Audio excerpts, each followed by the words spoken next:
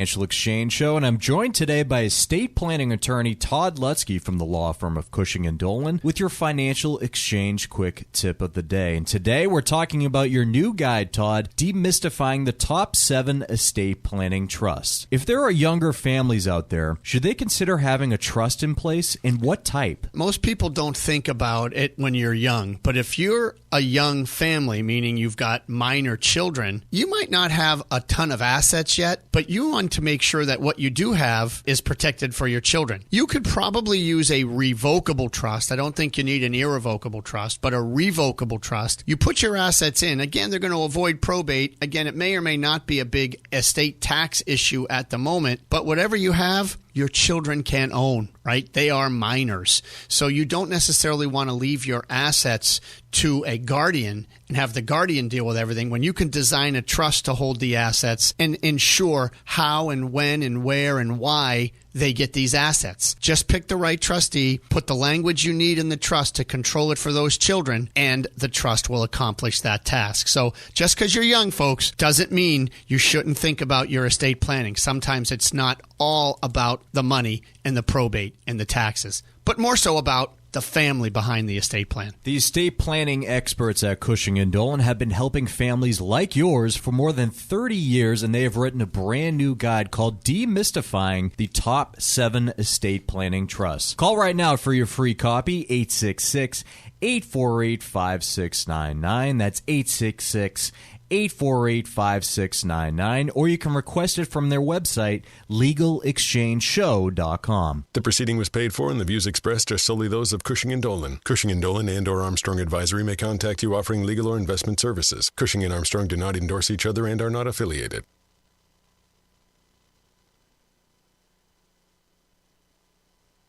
The Financial Exchange is produced by Money Matters Radio and is hosted by employees of the Armstrong Advisory Group, a registered investment advisor. All opinions expressed are solely those of the hosts, do not reflect the opinions of Armstrong Advisory or anyone else. Investments can lose money. This program does not offer any specific financial or investment advice. Please consult your own financial, tax, and estate planning advisors before making any investment decisions. Armstrong Advisory and the advertisers heard on this program do not endorse each other or their services. Armstrong and Money Matters Radio do not compensate each other for referrals and are not affiliated. This is the Financial Exchange with Chuck Zodda and Mike Armstrong. Your exclusive look at business and financial news affecting your day, your city, your world. Stay informed and up to date about economic and market trends, plus breaking business news every day. The Financial Exchange is a proud partner of the Disabled American Veterans Department of Massachusetts. Help us support our great American heroes by visiting dav5k.boston and making a donation today. This is the Financial Exchange with Chuck Zodda and Mike Armstrong. Chuck, Mike, and not Tucker with you today. Is that all we give him? Yeah. Anonymous board operator. It's not Tucker. And producer. Listen, at my wedding, I had my best man was a good friend of mine from college who also happens to look just like me. And every guest conveniently knew him not as his actual name, but they knew him as Not Chuck. Not Chuck. I like that. Yeah. And so our producer today is Not Tucker, which is how we can refer to him as NT from now on. And that'll be how we go about this. But in any case, we do have a busy week this week with a few important data releases. Pretty quiet on the earnings side of things.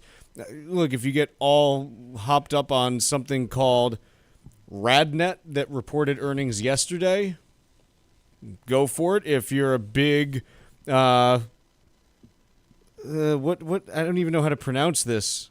Selenisi? If that's your thing, go for it. But otherwise, the only earnings report that I'm kind of interested in this week is Deere, who reports on Thursday. Okay. Beyond that, there's just not that much there in terms of major intrigue. Next week, it gets a little better with Home Depot, Salesforce, TJX, Lowe's. So you get a few of them next week. Walmart's next week as well. Cisco Wednesday after the bell. But again, do I have anything thrilling to ask Mike, about Cisco? let's be 100% honest. Is Cisco the least relevant $277 billion company ever? I don't say that they're like unimportant, but they don't matter for markets. Yeah. Like they just kind of exist. They're just there, which is fine. Like there's plenty of companies that do that, but again, they're worth $277 billion. When's the last time they drove the market in either direction? I agree. I mean, Deere is worth half of what they are, and I'm more interested in their earnings. And they tell you about what's going on in the economy. Cisco is just kind of like, all right, how many routers did you sell this month? Mm-hmm. Oh, great. Mm-hmm. Again, we'll see what happens. But we do have some data releases this week. Tomorrow, we're going to be getting CPI data for the month of July. On Thursday, PPI data for the month of July. We also have initial jobless claims on Thursday as well. And then Friday, we finish up the week with retail sales, New York State manufacturing index, and the University of Michigan consumer sentiment, which, even though I admittedly am kind of like, hey, is this a relevant data series anymore? It still is followed by a lot of people. Sure. And so if people care about it, then you kind of have to as well. Yeah. If it'll change someone's mind on the state of the economy, then it should be reported. Exactly. But all that is later in the week. Our top story today is, quite honestly, it's a strange one that came out yesterday. So originally reported, I don't know who had the first report on Financial this. Times. Financial Times did. I'll quote here from the New York Times now. Nvidia and advanced micro devices are expected to pay the United States 15% of the money they take in from selling artificial intelligence chips to China as part of a highly unusual financial agreement with the Trump administration.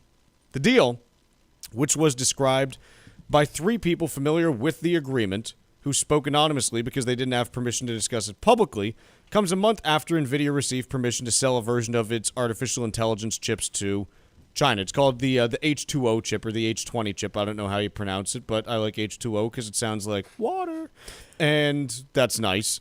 So in terms of why it's so unusual, there's a lot of reasons why it would be considered unusual. But I think first and foremost is reading from the Constitution. Article 1, Section 9, Clause 5 prohibits Congress from laying taxes and duties on articles exported from any state. So, generally speaking, the idea of an export tax, at least imposed by the traditional methods of Congress creating a law, wouldn't be considered constitutional, right? If Congress went and passed this exact thing and said, yeah, go ahead and sell these chips wherever you want, but we're going to collect 15% in taxes once it leaves the United States, or I guess they're not even manufactured in the United States, which makes it more interesting. But right, they're manufactured in Taiwan. Right. It wouldn't generally pass muster. Generally speaking, the companies would sue, and not being a legal expert, I don't think that Congress would win on this one. What's unique about this is it's not a law. It is seemingly an agreement between the White House and two publicly traded companies. And so, naturally, you kind of start to think about this and the implications of this and what it could mean. And look, the first thing that I will state, I have no idea if this is legal. Right. I don't know if the executive branch can actually do this, because we've never seen anything like this before that I can remember.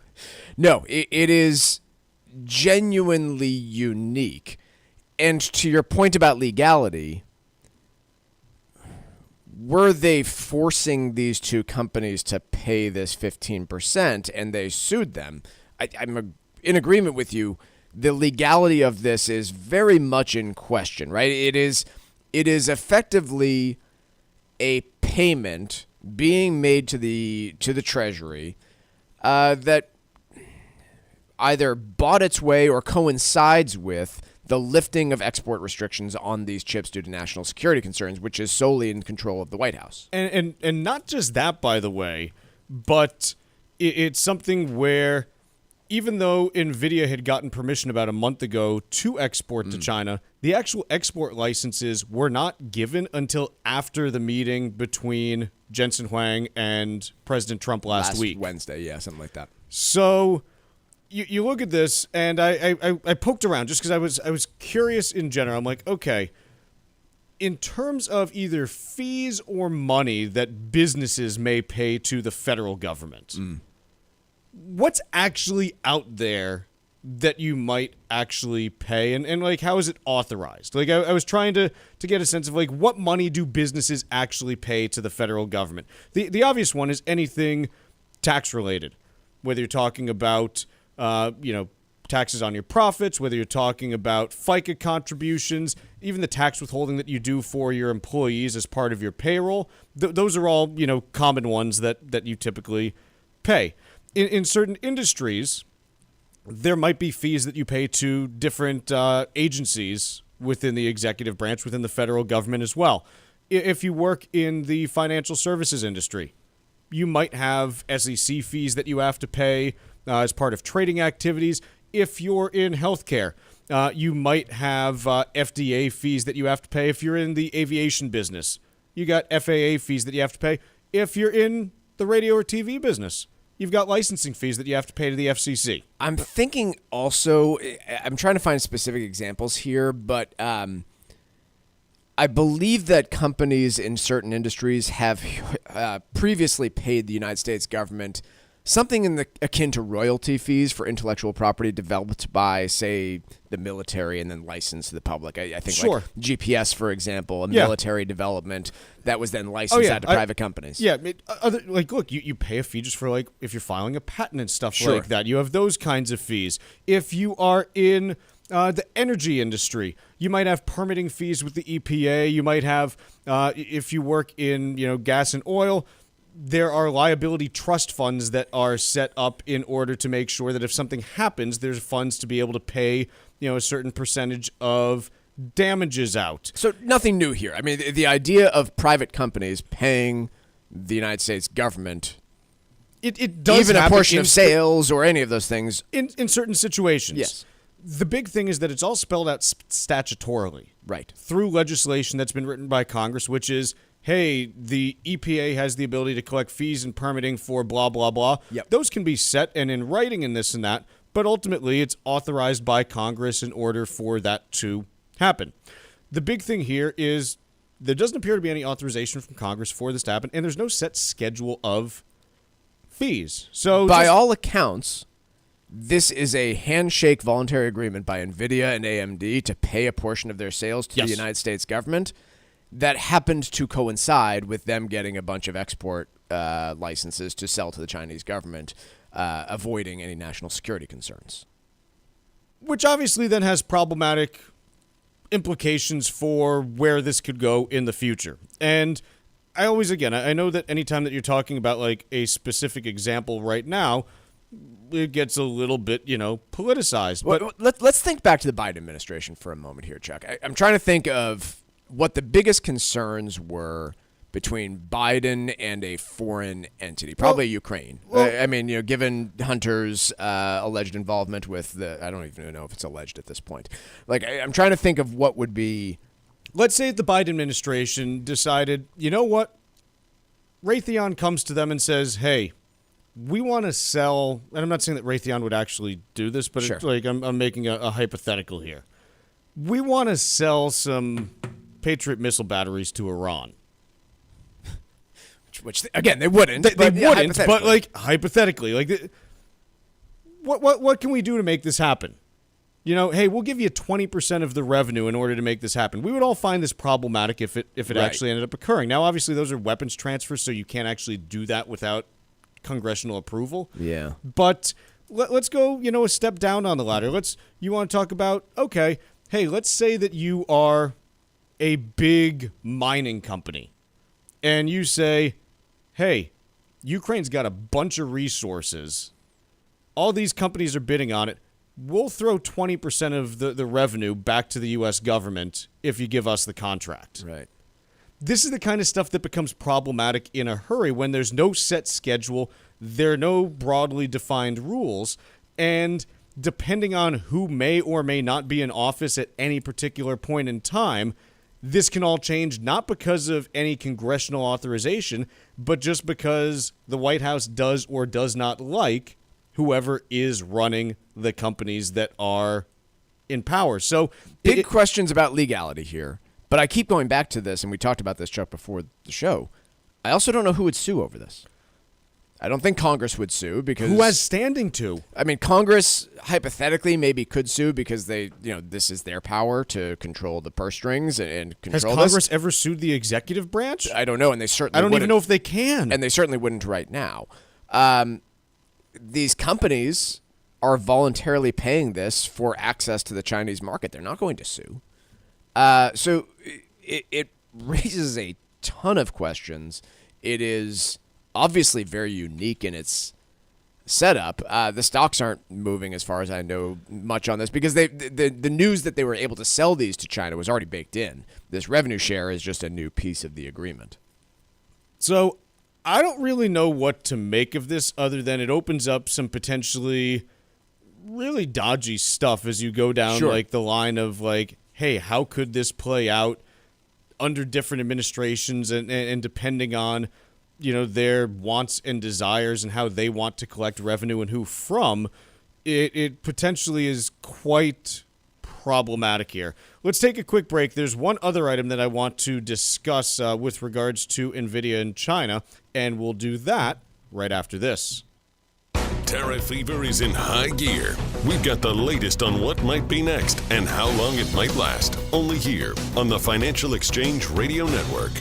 Hi, this is Mike Armstrong from the Armstrong Advisory Group. When it comes to legacy planning, having a will is important, but it may not be enough. A will only covers probate assets, and the probate process can be slow, public, and expensive. That's where trusts come in. Trusts can help you avoid probate, keep your wishes private, and control how and when your assets are distributed. Whether you're looking to support family, minimize taxes, or prepare for the unexpected, a well-designed plan can make a meaningful difference. Our new free guide, Leaving a Lasting Legacy, covers wills, trusts, and other strategies to help you build a strong retirement plan. Take the first step towards clarity by calling 800-393-4001 right now and asking for your free guide today. That number again is 800-393-4001 or request it online at armstrongadvisory.com. The proceeding was paid for by Armstrong Advisory Group, a registered investment advisor. Nothing in the ad or in any Armstrong guide is specific financial, legal, or tax advice. Consult your own financial, tax, and estate planning advisors before making any investment decisions. Armstrong may contact you to offer investment advisory services. New Englanders love the Caribbean, and now there's a Caribbean travel channel available for you to learn all about Caribbean culture while you're planning your next trip to your favorite island.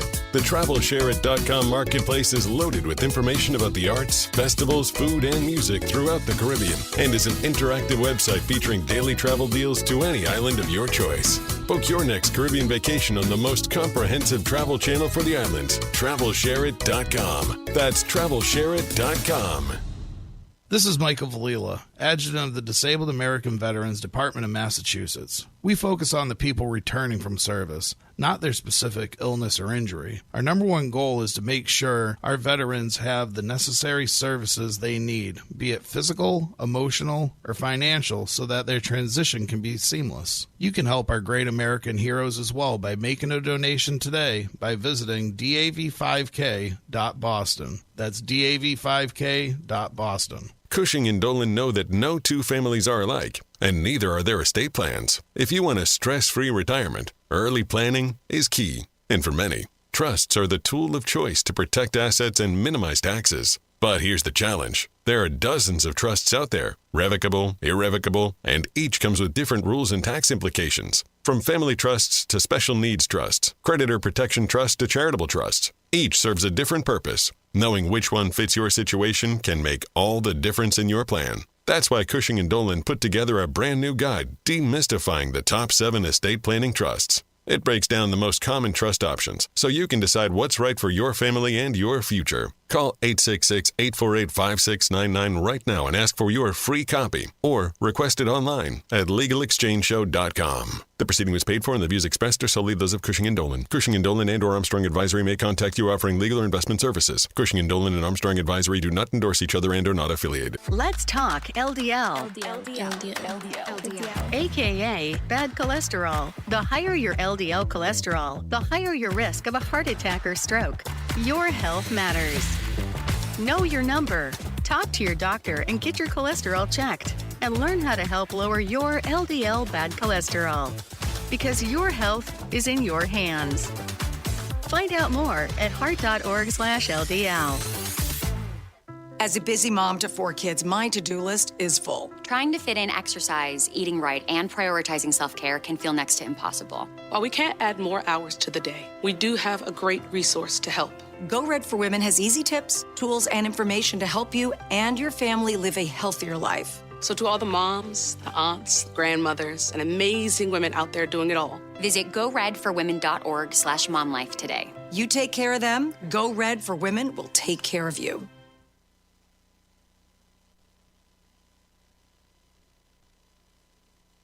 Text us 617-362-1385 with your comments and questions about today's show. This is the Financial Exchange Radio Network. The Financial Exchange is a proud partner of the Disabled American Veterans Department of Massachusetts, and now's the perfect time to register for this year's 5K at Castle Island by visiting dav5k.boston. The event will sell out again, so if you're interested in participating, now's the time to reserve your spot. Come out and help support our great American heroes by joining us for the DAV 5K. Visit dav5k.boston to register or to make a donation today. That's dav5k.boston. So, I actually have 2 additional thoughts just on this whole Nvidia China thing. And if you're just joining us again, Nvidia and AMD apparently have come to an agreement with the Trump White House to pay a 15% revenue sharing of chips, specifically AI chips, sold to China back to the U.S. Treasury. So, a couple things that I'm just trying to wrap my head around. Well, actually, one that I'm trying to wrap my head around. The other is just something that I think would be interesting. I'm trying to think of the best way to say this. If the Trump administration is serious that they want more U.S. exports, then doesn't imposing an export tax go directly against that? Yes, it would. I guess what makes this situation a bit unique is it's not even really being developed here. Sure, but just like even U.S. products, you want to sell more of them if you're going to make it more expensive to do so. If you're going to take 15% of revenue, right, you're going to make it less competitive on that market. The other piece to me that's interesting, and I said this a few weeks ago when Nvidia got the approval to send the H20 chips over to China. Wouldn't the most interesting thing be if China all of a sudden just said, nah, we're not interested anymore? And I bring this up because yesterday, through, let's see, this was, I don't know, it was through someone by the name of Yuan Tenchen, who is affiliated with Chinese state broadcaster CCTV, said, quote, when a type of chip is neither environmentally friendly nor advanced nor safe as consumers, we certainly have the option not to buy it, referring to NVIDIA's chips. Mm-hmm. And I just think it would be very interesting if China at this point in time, as they're going through these negotiations, might say, you know what? We can figure out ways to develop AI in the short term without NVIDIA chips, but gosh, it would sure hurt the U.S. economy or the U.S. stock market if we just decided not to buy them right now. Well, yeah, and who knows? I think ultimately that's obviously China's goal because they are, I think, probably rightly suspicious that we would have all sorts of backdoor entry into these chips. Just hasn't like stopped China them from buying them to this point, though. Agreed. I don't think it's going to stop them, but it's going to be a race to develop them domestically. I think very obviously, just as we're racing to develop this stuff domestically, China is going to race to develop it domestically as well. And so that statement comes at some point where I think we're likely to head. What would NVIDIA and AMD's response be if China came out and said that?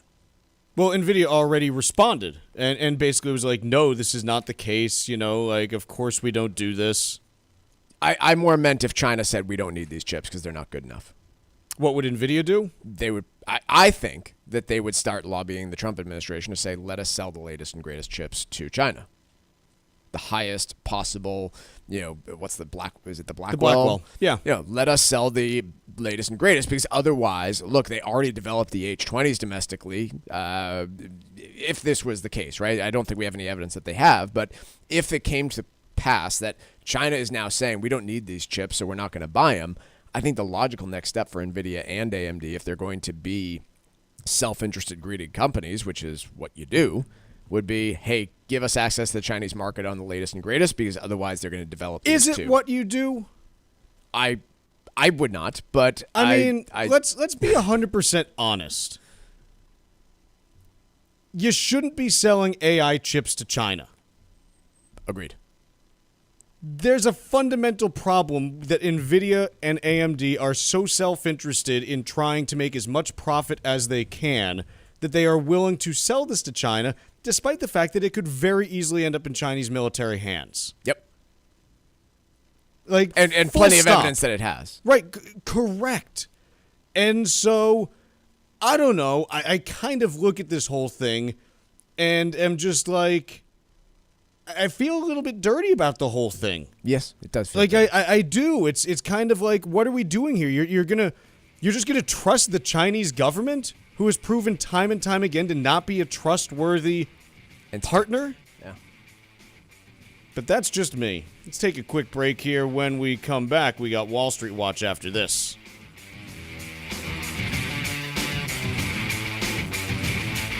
Like us on Facebook and follow us on Twitter @TFE Show.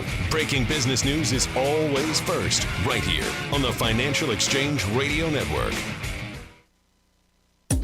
New Englanders love the Caribbean, and now there's a Caribbean travel channel available for you to learn all about Caribbean culture while you're planning your next trip to your favorite island.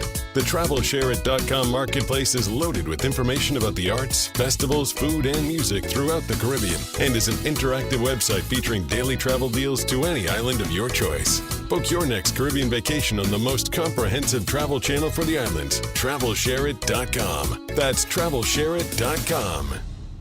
This is Michael Valila, Adjutant of the Disabled American Veterans Department of Massachusetts. We focus on the people returning from service, not their specific illness or injury. Our number one goal is to make sure our veterans have the necessary services they need, be it physical, emotional, or financial, so that their transition can be seamless. You can help our great American heroes as well by making a donation today by visiting dav5k.boston. That's dav5k.boston. Environmental nonprofit Ocean River Institute is working with communities to tackle climate change with nature-based solutions that feature slowing water down and building more soil with grasses and plants.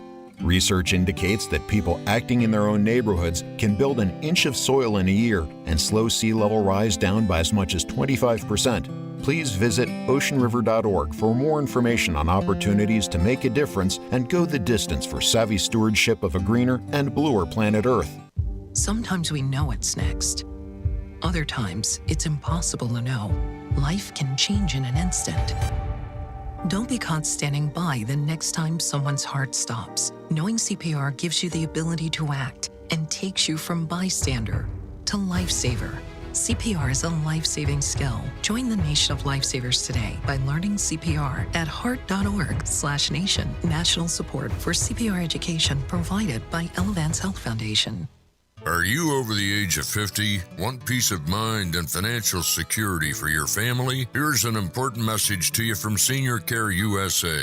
The average funeral now costs over $10,000. That leaves your loved ones the burden of paying your debts and funeral costs. Our plans start as low as $1 per day and will pay your family up to $30,000 to help pay for your funeral and other expenses. There are no medical exams. Your rates will never increase, and your plan cannot be canceled, regardless of your medical conditions, as long as you make your premium payments. Get up to $30,000 in final expense insurance. Call now for free information. Just answer a few simple questions and get approved right over the phone in just a few minutes. Call right now. Call 800-378-3818. 800-378-3818. 800-378-3818. That's 800-378-3818. Hi, this is Chuck and Mike from the Armstrong Advisory Group, and we have a new guide available this month titled Leaving a Lasting Legacy. Mike, when it comes to naming beneficiaries on different accounts, what's the thought process that people should be starting with? Well, first and foremost would be probably you want to do it. I know that seems so basic, but Chuck, I mean, how frequently do we run into this where forget about your investment accounts. Usually those are getting looked at. Your 401k is one of the first things you get asked. But I run into people every day that don't realize they can have beneficiary designations on bank accounts, for instance, and what an easy way to avoid frustration after you're gone.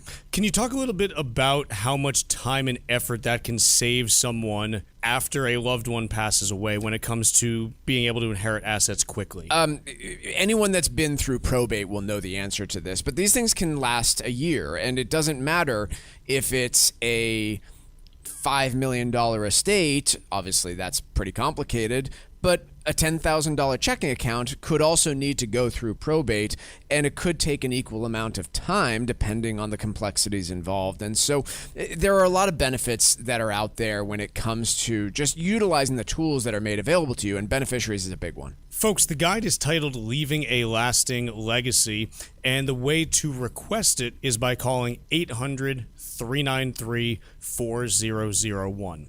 Again, the guide is titled Leaving a Lasting Legacy. It discusses beneficiary designations and a whole lot more.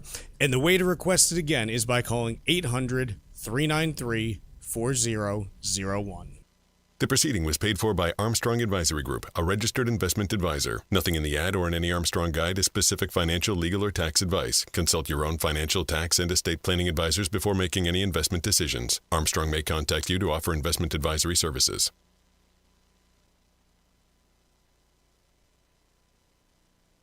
Time now for Wall Street Watch. A complete look at what's moving markets so far today, right here on the Financial Exchange Radio Network. Well, markets are mixed as we begin another trading week here. Not a lot of action moving in either direction. The Dow Jones is down about 86 points. The S&P 500 is up 1.3 points, and the NASDAQ is up 29 points. Shares of Paramount Skydance are down about 0.5% after the media company acquired the U.S. rights to TKO Group's UFC for 7 years beginning in 2026. TKO shares are currently up 6%. AI software company C3.ai shares are down 22% after it issued guidance for the fiscal first quarter. C3.ai expects revenue to range between $70.2 million and $70.4 million. Its non-GAAP loss is expected to come between $57.7 million and $57.9 million. Shares of Nvidia are up just about 0.5%, and shares of AMD are up 2.3% after closing an unprecedented arrangement with the Trump administration. Both chip companies agreed to give the U.S. government 15% of their revenue from chips sold to China in exchange for export licenses. Shares of the movie theater chain AMC are up 5.5% after second quarter results exceeded analyst expectations. AMC broke even after excluding one-time items. Analysts had anticipated a loss of 7 cents a share. Revenue of $1.4 billion surpassed the consensus forecast of $1.34 billion. And finally, cloud infrastructure company CoreWeave shares are up 7% after JP Morgan maintained its overweight rating and lifted its price target. The firm said that although shares require risk tolerance given volatility trading, it remains positive on the potential for continued momentum in CoreWeave's business pipeline. I am Ben Kitchen, and that was Wall Street Watch. Piece in CNBC. It's titled, Here's What U.S. Automakers Are Saying About Trump's Changing EV Policies. The big thing that this is referring to is that after September 30th, the $7,500 tax credit for new EVs and $4,000 tax credit for used ones goes away. And it's talking about, the different companies, whether it's, all-electric companies like Tesla and Rivian, or ones that simply offer EVs like Ford or GM, how they are approaching this. Now, look, these companies have known about these potential changes for, I'll say, quite some time now. I mean, you got to figure they at least knew this was a possibility for the last year or so, yep. I think is reasonable. And correct me if I'm wrong, the $7,500 was only eligible to... it was only eligible for EVs that were mainly manufactured in the U.S. or entirely or something like that? That was going to be phased in, okay. So I don't know how far along we got in the phase in there. I'm just thinking about like big other automakers like Kia, like Hyundai, who have made a dent in sales in EVs, and does this really affect them at all? I think the answer is negligibly, but we'll see. So I think the big thing that I look at is, look, EV growth in the last year or so has kind of flatlined. Yeah. The previous couple of years, it wasn't growing as quickly as the manufacturers wanted since they were pouring billions into making new models, but was still growing, 20 to 40% year over year. This year, it's kind of, okay, there's not much growth there at this point. And so, we had mentioned at the time of the Inflation Reduction Act's passing, we said, look, whether you like EVs or not, it's unclear that this is something that you need to be subsidizing right now, especially for making them in the United States. Sure. Simply because one does not need to have an EV in order to get around. We said, look, certainly you want to have, semiconductors and medicines and stuff like that made in the U.S. because when push comes to shove, you need these things. Ultimately, if one cannot get around in an EV, there are plenty of other ways to get around, including conventional internal combustion engines. And the climate argument always kind of fell flat to me on this front. Like, oh, you're going to specifically subsidize one thing while ignoring other forms of pollution. Like, if you want to genuinely attack this from a pure global warming and carbon perspective, then do a carbon tax. Everything always something. comes back to that, exactly. You're nitpicking one item versus another. So I agree. The foundation for these in the first place also completely ignored the electric grid conversations that we had time over time. And so, yeah, I don't think they made a ton of societal sense to begin with. Now, the other thing is, look, with EV sales slowing over the last year or two, I'm not convinced that these subsidies going away is going to dramatically alter how companies are talking about EVs at this point. They've already been doing that rethinking over the last couple of years. Sure. And maybe it accelerates it a little bit, but you're talking about a change around the margins, not, hey, we have to completely change our way of thinking. The way of thinking already started changing back in 2023 when it became apparent, hey, the EV sales growth that we saw in 2020, 21, and 22 is not going to continue at that pace. It's going to start rolling over. And so this is why in the last few years, you had a lot of companies saying, okay, we're canceling some of our EV model rollouts because we don't think the demand is going to be there. So what I think this is doing is very much highlighting the automakers who were caught off sides here. And Ford was one of them. Ford has poured a lot of investment into EV development on their Mustang Mach-E, on their Ford the F-150 Lightning. And they were already finding, look, demand is lacking. You take away this $7,500 tax credit, and it could plunge pretty significantly. And this gets us back to something that we've said for the last few years now, which is Toyota, despite getting a ton of crap from everyone back in 2020, people are like, oh, Toyota's not moving forward with all EVs. Like they're just doing, hybrids. And everyone was like, what are they missing the boat? Is Toyota even going to be around in like 10 years? And the answer is, guys, they were the only one who got it right. Yeah. Everyone else was, pivoting to EV. And quite honestly, I do get it to a certain extent because, remember, back in 2020, Tesla stock was going parabolic to the upside. Yep. And if you're an automaker saying, hey, I'm going to be judged by how my stock does, you say, okay, I got to make EVs too. Like, I get it. There's a lot of short-term pressure to do that. The big thing about the auto business, it's not a short-term game. Yeah. It takes years to come up with new models and billions of dollars to actually produce them. And Toyota won by saying, no, we don't think this is where things are going in the long run. We think this is temporary, this rate of expansion. And they were absolutely 115% right. Yep.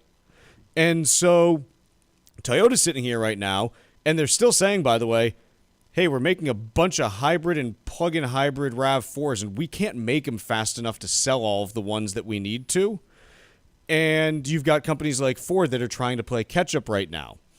The still most appealing, because there's a lot of pieces of the EV that appeals to me personally as a vehicle. One would just be avoiding gas stations generally. A little bit more predictability in terms of electricity costs compared to gasoline costs on a year-to-year basis.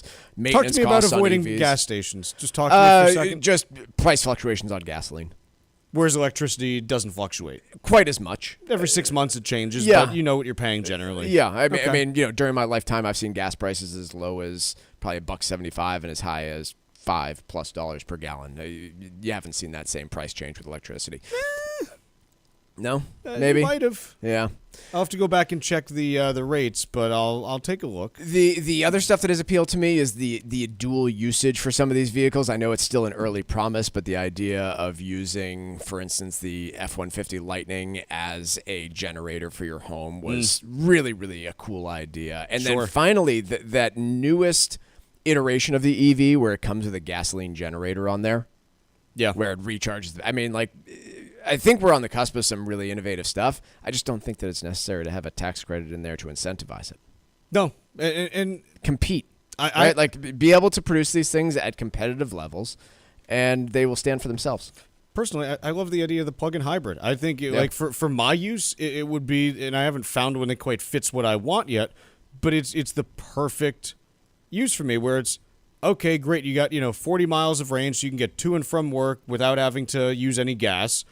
But hey, if you're going on a longer trip with the family, great, pile on in, you got 600 miles of range because the thing's really efficient also. I mean, that to me is something that's just a monster. The only downside to me is the dual engine. How's it a downside, do you think? Just more maintenance costs, I would assume. Whereas, to me, the all-electric with the generator, you have one engine, you have the ability to recharge on gas. I really find that appealing. And again, they're not being sold here, but I just assume that leads to more maintenance. You're going to have the first one showing up in the U.S. in the next year. Dodge was the first one? Dodge has, I think they're calling it the Ram Charger or the Ram something that is, it's not even Dodge actually, it's just Ram through that brand now. Yep. But there's also the guys who are developing the Scout brand or redeveloping it. Yep. They are supposedly going to have one of those options when they release in a couple of years, but who knows if they're even around in a couple of years. VW, who owns the brand, might just say, no, this isn't going to work anymore, and you're done with that. Let's take a quick break here. When we come back, we'll talk about how small businesses are dealing with tariffs. Miss any of the show? The Financial Exchange Show podcast is available on Apple, Spotify, and iHeartRadio. Hit the subscribe button and leave us a 5-star review.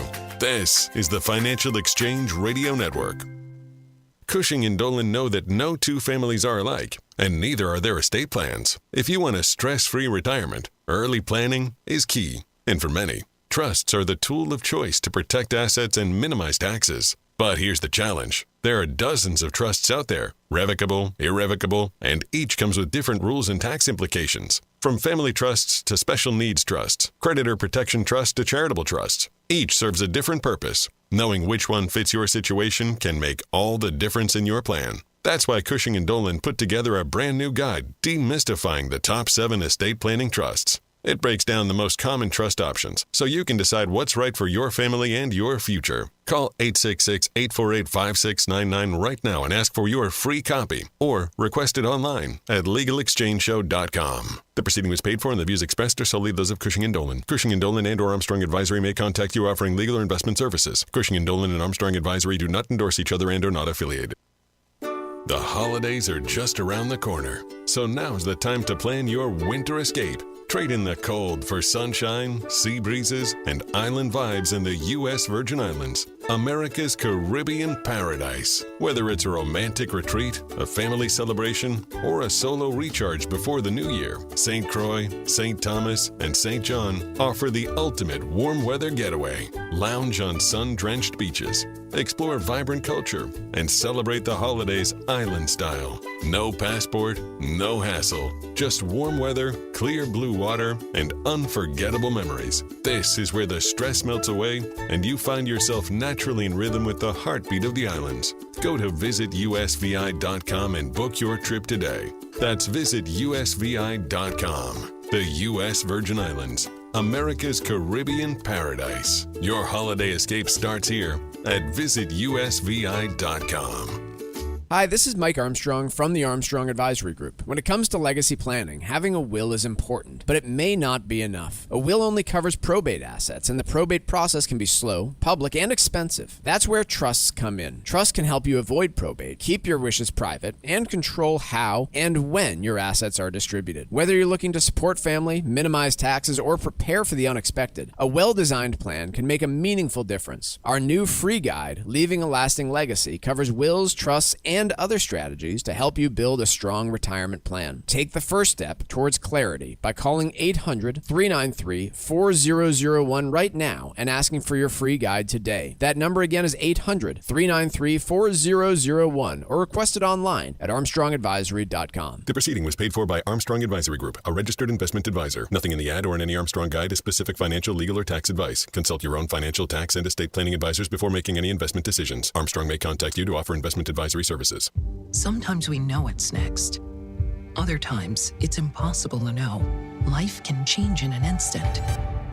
Don't be caught standing by the next time someone's heart stops. Knowing CPR gives you the ability to act and takes you from bystander to lifesaver. CPR is a life-saving skill. Join the nation of lifesavers today by learning CPR at heart.org/nation. National support for CPR education provided by Elevance Health Foundation. It happens all over Massachusetts. Can you tie my shoes? In every home and every community. Be careful on your bike. Learning can happen anytime, anywhere. We'll see you at practice this weekend. And no matter how learning takes place in your family's life, DESE is there as your partner. The Massachusetts Department of Elementary and Secondary Education. Never stop learning. Find out more at mass.gov/back-to-school. Sponsored by the Massachusetts Department for Elementary and Secondary Education.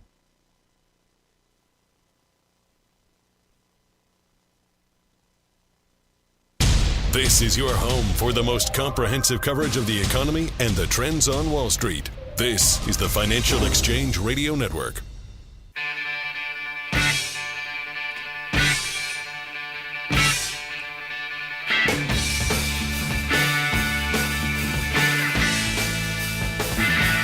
Piece from Bloomberg here.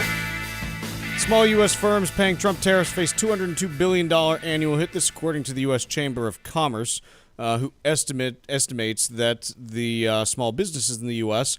will end up paying that total, which according to their math works out to about $856,000 in additional cost per firm that's actually paying these. Obviously, if you are a small insurance company, you do not pay any tariffs. Right. If you are a small importer of plush toys from Vietnam, you're going to be looking at some tariffs. The other complicated piece here is not just the, what do we want to call them, taxes, tariffs that you are actually paying to the United States government, the compliance with all of this, right? It's not so simple as just the Customs and Border Protection sends you a bill.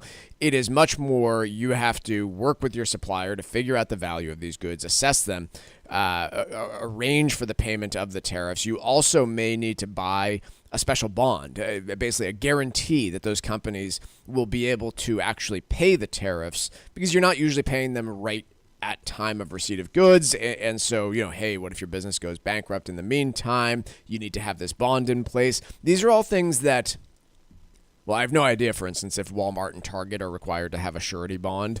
Because probably not. They're big enough that they can probably guarantee payment. If Walmart goes out of business before being able to pay, there's bigger problems afoot. Right. And, you're going to be pretty sure you can collect if you're the United States government and they owe you money. If you are Bob's Toy Shop in wherever, Rhode Island, there's a lot less guarantee that you're going to get that revenue, and so they require these bonds from insurance companies. Suffice to say, there is a lot more added cost for those small businesses who don't have, for instance, in-house counsel on how to deal with customs brokering. And so, business opportunity for customs brokers out there, because they're suddenly gaining a whole number of new clients, but added cost above and beyond just the compliance with the tariff itself. And let's be honest, not a business that increases productivity. It's one that takes away from it because of, if you're a new business that's, for instance, consulting on how to deal with tariffs, you are not increasing productivity now. Can we do an interesting, actually, I know Ben's got something first, but then I have an interesting thought exercise. Okay. The holidays are just around the corner, so now's the time to plan your winter escape. Trade in the cold for sunshine, sea breezes, and island vibes in the U.S. Virgin Islands, America's Caribbean paradise. Whether it's a romantic retreat, a family celebration, or a solo recharge before the new year, St. Croix, St. Thomas, and St. John offer the ultimate warm weather getaway. Lounge on sun-drenched beaches, explore vibrant culture, and celebrate the holidays island style. No passport, no hassle, just warm weather, clear blue water, and unforgettable memories. This is where the stress melts away and you find yourself naturally in rhythm with the heartbeat of the islands. Go to visitusvi.com and book your trip today. That's visitusvi.com. The U.S. Virgin Islands, America's Caribbean paradise. Your holiday escape starts here at visitusvi.com. So it was just something I said in passing, but I think this will be kind of fun to do. I said, look, if Walmart can't pay you because they're out of money, there's bigger problems afoot. Here's the question that I have. Would we consider Walmart at this point too big to fail? No. Let me think about it a little bit more. Here's the case I'll make. Okay. Walmart's got 2.1 million employees. Yep. That alone is about 1.5% of all U.S. employees. Yep. If something were to happen such that for whatever reason Walmart's continued existence is threatened, I would make the case that Walmart would be bailed out in some way, shape, or form, and they are too big to fail. I would not argue the same. I think because you think the decline would be slow enough that it would be mitigated by other stuff happening. Go look at Sears, for example. It's very unlikely to me that Walmart would be caught in an over-leveraged trade like Bear Stearns, for example, to cut them off sides right away. Furthermore, there is such a quick ability for the likes of Target and other competitors to pick up capacity to replace Walmart that I wouldn't put them in that category. Okay, it would be shocking. With that, this gets me to my real thing. Okay. Top 25 U.S. companies. This is going to be lightning round. Too big to fail or not? Amazon. Yes. Amazon is too big to fail. I believe they are. Defense contracts and things on their Apple. cloud computing. No. Yes, too much importance to the stock market. Stock market goes down, the whole thing falls apart. Think about all the retirement money, all the boomers that are sitting there with their portfolios in the S&P 500. 5% of it goes away. Problem. Wow. Okay. United Health. Yes. No. No? Interesting, because they're almost being pushed to the brink of failure right now by the DOJ, which is why I say no. How many people lose their health? Okay. Really interesting, right? Like, kind of wild stuff happening this year right now as we speak. Yeah, I wonder about Medicare's ability to actually serve customers if United Health failed. I do, too. So I think they might be too big, but don't know. Berkshire Hathaway. No. I don't think so. CVS Health. If you're saying yes about United Health, you got to about CVS because they own Aetna. Yeah. ExxonMobil. Yes. Yes as well. Alphabet. Yes. No. I just don't think there's enough core use there beyond search. McKesson Corporation. Don't know. I'm going to say no because I'll just say no. Cencora. Don't know. Don't even previously it was AmerisourceBergen. Yes, too big to fail. Otherwise, you all of a sudden don't have drug distribution across most of the country. Costco. No. No. JP Morgan already been proven. Yes. Yep. Microsoft. Yes. Yep. Cardinal Health. I don't know enough about Cardinal's business. Chevron. Yes. Cigna. Probably. Ford. Yes. Already been bailed out once. Yep. Bank of America. Yes, already been bailed out once. GM. Already been. Actually, no. GM did not take bailout money. But would have been given but would if needed. Elevance Health. Don't know. Citigroup already been bailed out. So, like, this is kind of, you look there. This is the largest companies by employees? By revenue. By revenue. So, yeah, I mean, it just does lead you to believe that a large portion of the stock market is backstopped by the federal government. Doesn't it kind of feel that way? Yeah. Pretty good backstop. It kind of makes, so it's, again, this is just kind of the world we live in. It's privatized gains for thee. Yeah. And socialized losses for we. Yeah. Or maybe it's the other way around. Sorry. But in any case, it's kind of what it feels like. Let's take a quick break here. When we return, we got a whole nother hour here, and maybe I'll get that last sentence right. It's privatized gains for we, socialized losses for thee. That's the one. Almost stuck the landing. Quick break here. More financial exchange in a bit.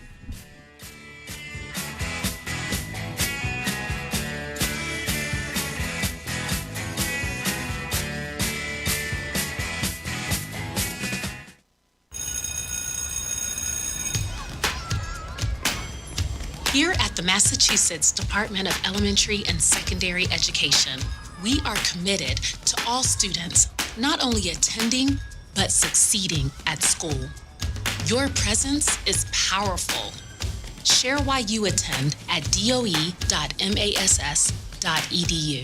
Sponsored by the Massachusetts Department of Elementary and Secondary Education.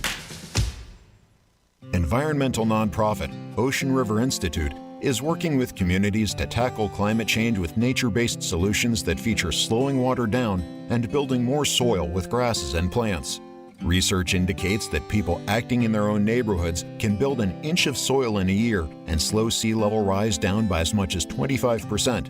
Please visit oceanriver.org for more information on opportunities to make a difference and go the distance for savvy stewardship of a greener and bluer planet Earth. Hey, listen, are you a 50-year-old person looking for term life insurance? Then you need to talk to Bob. Bob specializes in helping people find $1 million or more of term life insurance for a couple of $100 a month. Look, you need to know there's a price war in the term life insurance business, and you may be paying too much. Call Bob, and he'll shop and see how much money he can save you. Look, this could be the last term life insurance policy you ever have. Your rates are guaranteed for the next 20 years. That's right, guaranteed level rates for the next 20 years. And if you're a smoker or your health is not perfect, Bob has great rates for you too. So for $1 million of term life insurance coverage for a couple of $100 a month, call Bob right now. 800-965-7987. 800-965-7987. 800-965-7987. That's 800-965-7987. Paid for by Term Direct.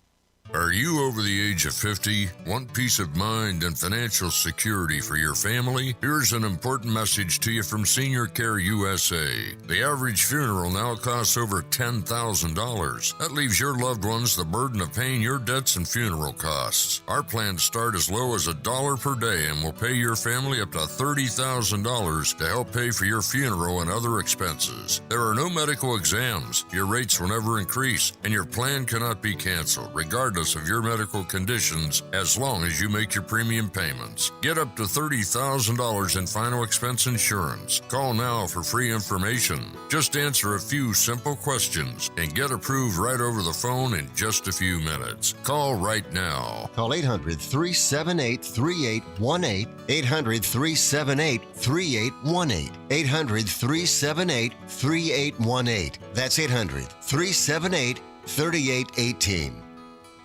This is the Money Matters Radio Network, WBNW 1120 AM and W275CM FM, Concord, Boston. The Money Matters Radio Network.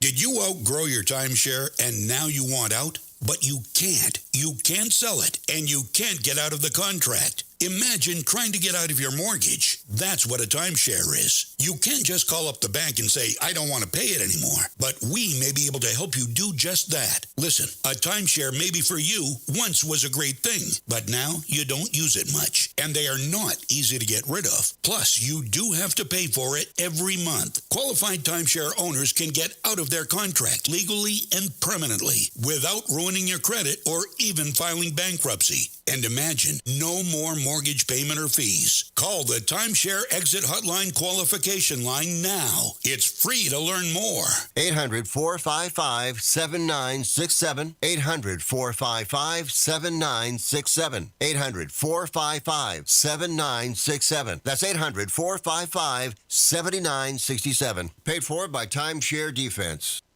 The holidays are just around the corner, so now's the time to plan your winter escape. Trade in the cold for sunshine, sea breezes, and island vibes in the U.S. Virgin Islands, America's Caribbean paradise. Whether it's a romantic retreat, a family celebration, or a solo recharge before the new year, St. Croix, St. Thomas, and St. John offer the ultimate warm weather getaway. Lounge on sun-drenched beaches, explore vibrant culture, and celebrate the holidays island style. No passport, no hassle, just warm weather, clear blue water, and unforgettable memories. This is where the stress melts away and you find yourself naturally in rhythm with the heartbeat of the islands. Go to visitusvi.com and book your trip today. That's visitusvi.com. The U.S. Virgin Islands, America's Caribbean paradise. Your holiday escape starts here at visitusvi.com.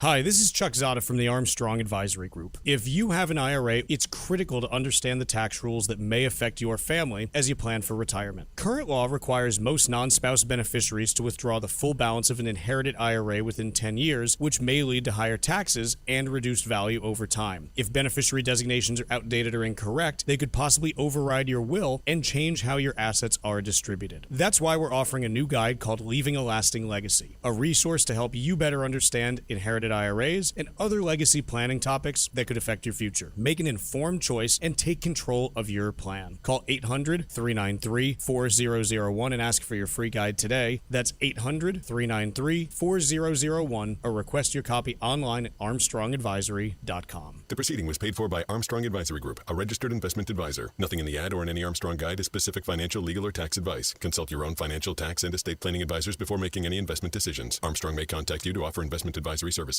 This is Tucker Silva of the Financial Exchange Show, and I'm joined today by estate planning attorney Todd Lutzke from the law firm of Cushing & Dolan with your Financial Exchange quick tip of the day. And today we're talking about your new guide, Todd, demystifying the top 7 estate planning trusts. Now, do you lose control if you transfer your assets to an irrevocable trust in order to protect them from long-term care expenses? Well, that's great when you mention that irrevocable trust, but limit it to the kind of trust where you're protecting it from the cost of long-term care. Because as the guide says, there's 7 different kinds of trusts that we're trying to demystify. And there's also many kinds of irrevocable trusts out there, not just one type. So many people think there's just one type. But this particular type, where you're trying to protect it from the cost of long-term care expenses, the answer is no. You do not lose control over your assets. There's a whole spectrum of control with irrevocable trusts. And this one, you keep about 95% control. Like, you can live in your house, you can sell your house, you can buy another house, you can invest your money, you can manage your money, you can collect the income. Even the tax liability of these trusts are designed to be at your own rate. In other words, they are grantor trusts. You don't even pay any higher income taxes when you have this irrevocable trust. So this kind of trust, folks, you keep control and you protect your assets from the cost of long-term care. Call right now for your free copy of Cushing & Dolan's comprehensive guide titled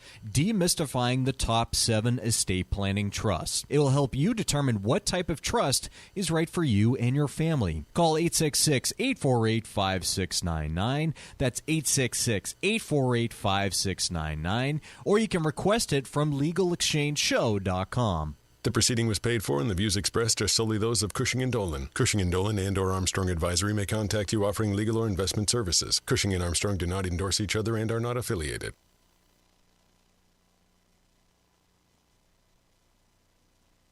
The Financial Exchange is produced by Money Matters Radio and is hosted by employees of the Armstrong Advisory Group, a registered investment advisor. All opinions expressed are solely those of the hosts, do not reflect the opinions of Armstrong Advisory or anyone else. Investments can lose money. This program does not offer any specific financial or investment advice. Please consult your own financial, tax, and estate planning advisors before making any investment decisions. Armstrong Advisory and the advertisers heard on this program do not endorse each other or their services. Armstrong and Money Matters Radio do not compensate each other for referrals and are not affiliated.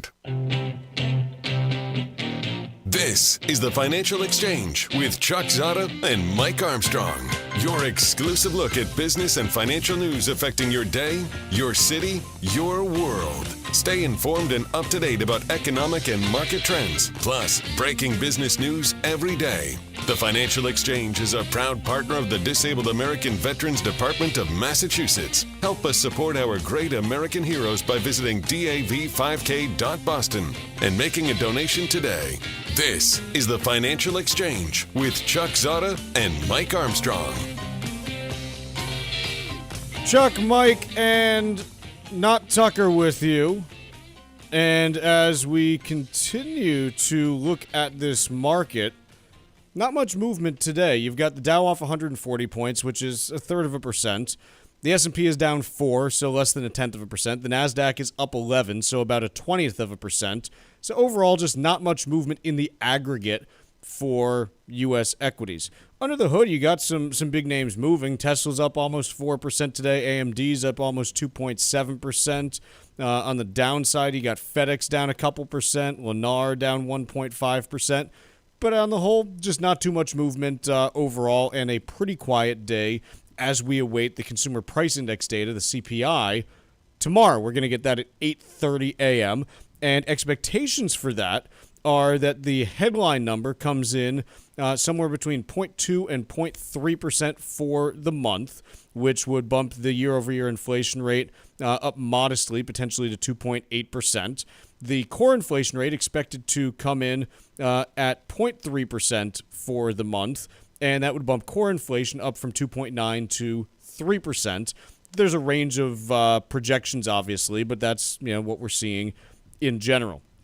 10-year Treasury today is not really doing too much. It's down 1.2 basis points to 4.271%. Mortgage News Daily right now has the national average for the 30-year fixed-rate mortgage up 2 basis points to 6.57%, so a little bit lower than it's been. We've kind of been in that 6.6 to 6.8 range, but still not conclusively moving lower in any way, shape, or form. And we've got oil today down 8 cents a barrel to $63.80 on West Texas Intermediate. The only big mover for the day is gold, which is down $88.10 to $34.0320. But here's the thing about gold. It's basically just been stuck in a trading range over the last 4 months now.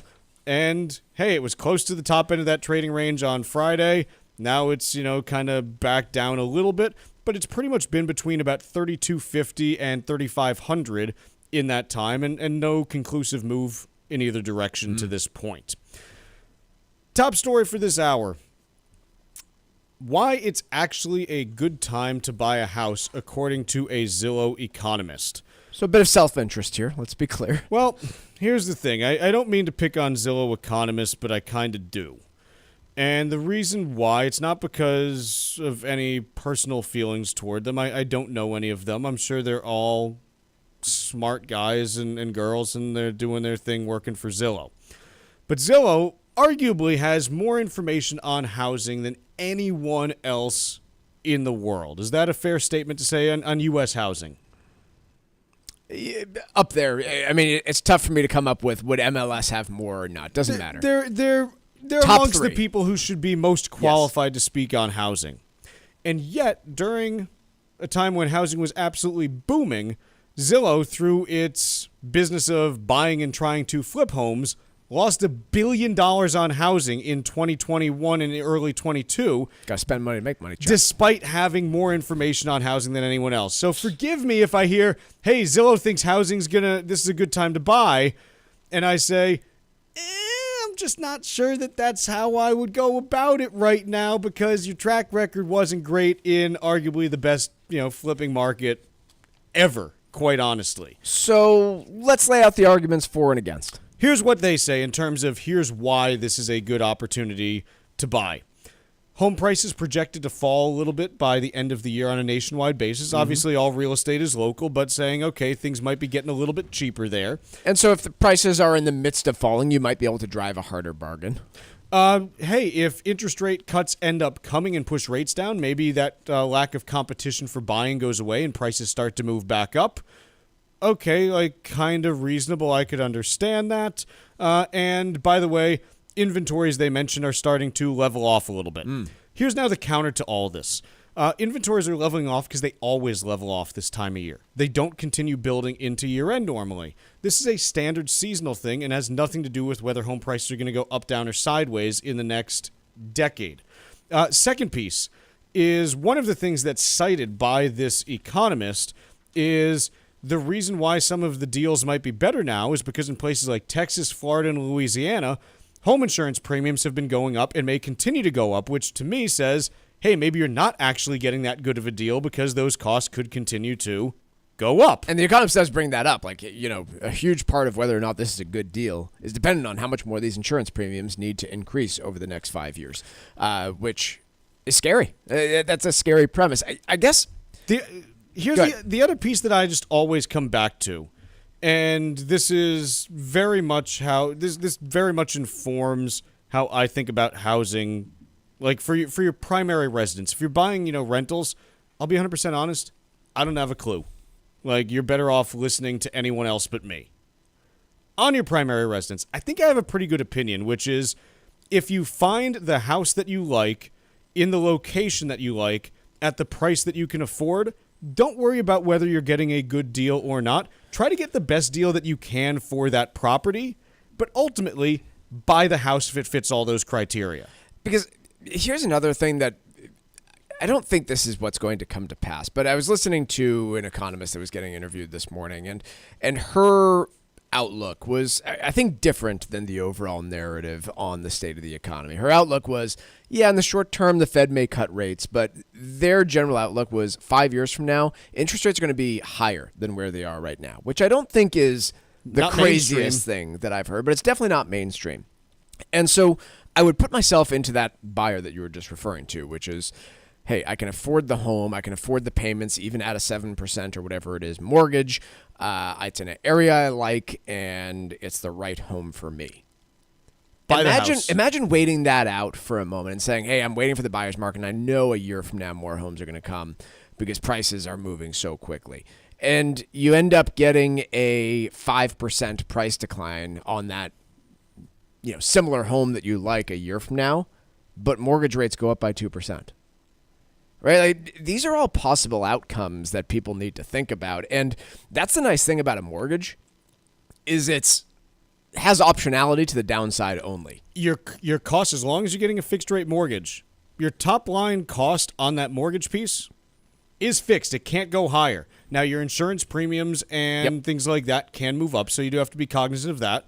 But if rates move lower, great, you can always refinance. That's why Warren Buffett calls the 30-year mortgage the best deal in, I don't know what he calls it, like the best deal in the United States is the 30-year mortgage. I thought that would be 2 Diet Cokes for $1. Yeah. He's kind of right. There's nothing that compares to it, and it's partly because it's subsidized, or largely because it's subsidized by the United States government. But I think it's important to kind of do that thought exercise every once in a while, which is, hey, everybody knows that interest rates are coming down. That's being telegraphed everywhere. You've got Fed economists talking about it. You got the president talking about it.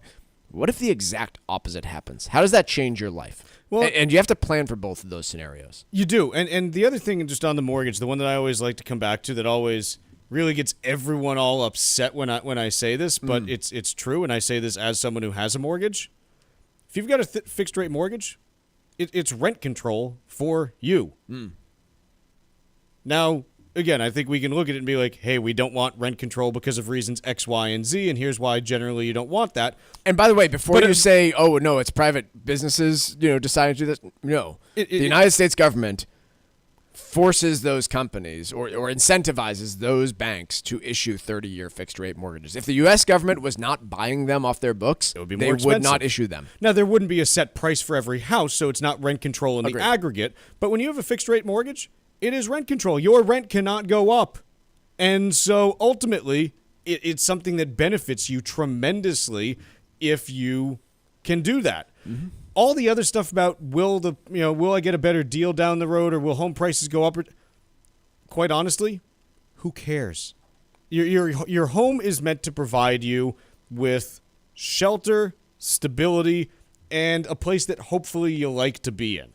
And so again, I come back to, if you like the house, if you can afford the house, and you say, great, like this is going to work, okay, like go for it. Don't worry about trying to get the best deal on a house. And by the way, I'll go even one step further. If, like, just as an example, if you walk away from a house over less than 2% of the cost of the property, you're doing it wrong. Okay? Average property in the United States right now is $400,000, let's call it. The median property. Let's call it $400,000. If I've got $8,000 and I'm saying, hey, I got to get this down by $8,000, by 2% in order to make this work. Mortgage is 360 payments. Even factoring in interest, you're talking like $25, $26 a payment. Yeah. If you're walking away from a place over $25 per mortgage payment, stop going out to dinner one time a week. Or going out to lunch, because now that's like a Chipotle with a drink. If it's $25 and you can make everything else work, but you're just like, no, I got to get the deal, what are we really doing here? Like, it's just, find another way to get the $25 a month is kind of what I'm getting at, if everything else works. Now, if you can't afford the place and you're making this argument, that's obviously very different. But if you're just like, no, I can only afford this home if interest rates come down by 2% in 5 years and I can refi. In that case, it's like, Bad no, idea. absolutely don't go buy the house. But if it's, well, I don't know if I'm getting a good deal and I really want to push this, guys, don't haggle over $25 a month. Find a way to, cut your budget elsewhere or something and get the house that you want. Take a quick break here. When we return, we're going to do a little bit of trivia. And then we're going to talk about whether this market is just like the dot-com bubble right after this. The Financial Exchange is live on SiriusXM's Business Radio Channel 132, weekdays from 11 to noon. Get the latest business and financial news from across the country and around the world, and keep up to date on how it might affect your wallet. That's the Financial Exchange, weekdays from 11 to noon on SiriusXM's Business Radio Channel 132. This is the Financial Exchange Radio Network. The holidays are just around the corner, so now's the time to plan your winter escape. Trade in the cold for sunshine, sea breezes, and island vibes in the U.S. Virgin Islands, America's Caribbean paradise. Whether it's a romantic retreat, a family celebration, or a solo recharge before the new year, St. Croix, St. Thomas, and St. John offer the ultimate warm weather getaway. Lounge on sun-drenched beaches, explore vibrant culture, and celebrate the holidays island style. No passport, no hassle, just warm weather, clear blue water, and unforgettable memories. This is where the stress melts away and you find yourself naturally in rhythm with the heartbeat of the islands. Go to visitusvi.com and book your trip today. That's visitusvi.com. The U.S. Virgin Islands, America's Caribbean paradise. Your holiday escape starts here at visitusvi.com. Cushing and Dolan know that no two families are alike, and neither are their estate plans. If you want a stress-free retirement, early planning is key. And for many, trusts are the tool of choice to protect assets and minimize taxes. But here's the challenge. There are dozens of trusts out there, revocable, irrevocable, and each comes with different rules and tax implications. From family trusts to special needs trusts, creditor protection trust to charitable trusts, each serves a different purpose. Knowing which one fits your situation can make all the difference in your plan. That's why Cushing & Dolan put together a brand new guide demystifying the top 7 estate planning trusts. It breaks down the most common trust options so you can decide what's right for your family and your future. Call 866-848-5699 right now and ask for your free copy, or request it online at legalexchangeshow.com. The proceeding was paid for and the views expressed are solely those of Cushing & Dolan. Cushing & Dolan and or Armstrong Advisory may contact you offering legal or investment services. Cushing & Dolan and Armstrong Advisory do not endorse each other and are not affiliated. New Englanders love the Caribbean, and now there's a Caribbean travel channel available for you to learn all about Caribbean culture while you're planning your next trip to your favorite island. The TravelShareIt.com marketplace is loaded with information about the arts, festivals, food, and music throughout the Caribbean, and is an interactive website featuring daily travel deals to any island of your choice. Book your next Caribbean vacation on the most comprehensive travel channel for the islands, TravelShareIt.com. That's TravelShareIt.com. This is Michael Valila, Adjutant of the Disabled American Veterans Department of Massachusetts. We focus on the people returning from service, not their specific illness or injury. Our number one goal is to make sure our veterans have the necessary services they need, be it physical, emotional, or financial, so that their transition can be seamless. You can help our great American heroes as well by making a donation today by visiting dav5k.boston. That's dav5k.boston. Environmental nonprofit Ocean River Institute is working with communities to tackle climate change with nature-based solutions that feature slowing water down and building more soil with grasses and plants. Research indicates that people acting in their own neighborhoods can build an inch of soil in a year and slow sea level rise down by as much as 25%. Please visit oceanriver.org for more information on opportunities to make a difference and go the distance for savvy stewardship of a greener and bluer planet Earth. Cardiovascular disease is the #1 killer of women, taking the lives of 1 in 3. That's more than all forms of cancer combined. For too long, heart disease and stroke have taken the lives of the women we love. But we're not giving up because we have something better, Stronger, more powerful. we have each other. When we come together and go red, The more power we have against our greatest health threat. Visit goredforwomen.org today to learn more.